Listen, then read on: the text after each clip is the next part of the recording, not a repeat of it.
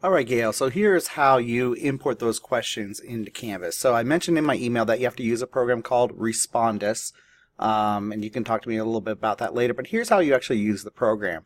I go ahead and click Import Questions, and I want to find the type of file. So it's a Word document we're going to be pulling those from, and I'm going to choose the file. And so I went down here, I saved it to my desktop already.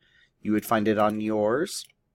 And then we need to go ahead and create a new document. So let's go ahead and call it Lonely Place.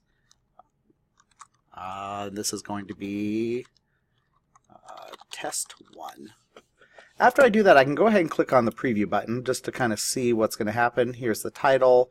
There's the questions right there. If you notice, it says no questions have the correct answer. So it sets the first answer as the correct answer. And that's one of the things you're going to just have to deal with. Once you're done, you hit Finish. And you have imported them into your program. Okay, so the next step, I'm going to go up to the one that says Preview right here, and I can actually look at all the questions here. So I click Preview, preview the file, and there is the correct question there. Now, I don't know who the author is, but say I need to change the answer. So it's always going to default A as the correct answer. So I click Modify Answer. And so if I can actually choose A, B, C, or D here, so maybe it's C. Is that the right one? I don't know. And I can go ahead after that, click Save Changes.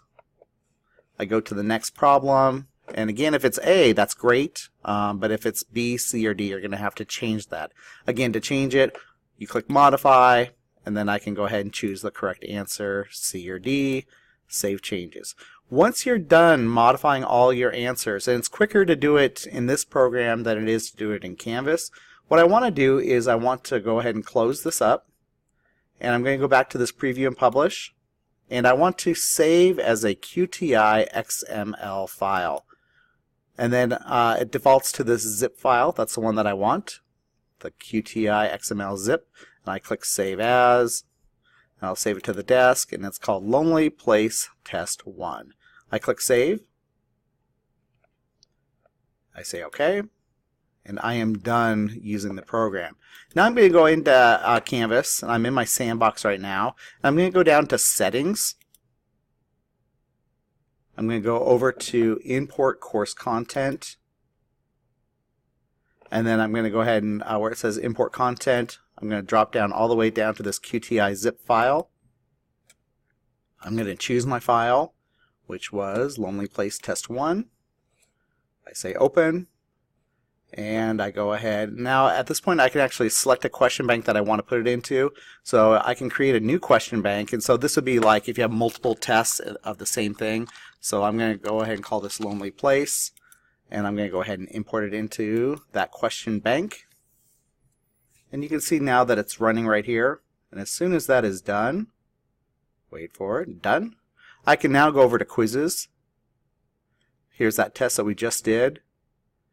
And it is ready to go. Besides changing any of your settings here that you want, it defaults to the assignment group as assignments, so you may want that into Quizzes. It doesn't shuffle the answers, there's no time limit, there's no multiple attempts, but if you want to change any of these things when you're done, you can go ahead and click Edit. I'm going to hit Preview right now, and now I can see all those questions there. And again, if I want to edit it, I can, and then click Questions. I can actually show the question details, so this will actually show me which are the correct answers there.